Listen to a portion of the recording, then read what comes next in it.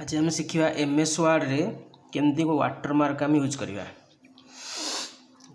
Fast आम start button click करवा, तापर ऑल प्रोग्राम्स जीवा, तापर आम माइक्रोसॉफ्ट ऑफिस जीवा, तापर माइक्रोसॉफ्ट ऑफिस वर्ड 2007 देखा ये सब टैब अच्छी home tab, insert tab, page layout tab. तेना आम वाटरमार्क यूज करवा।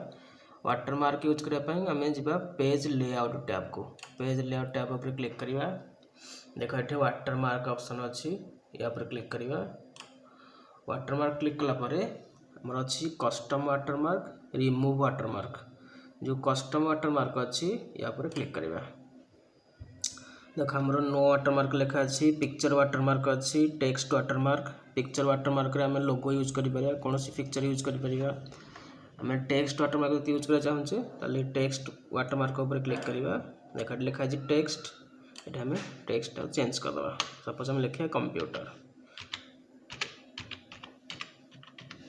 तापर अप्लाई करदे।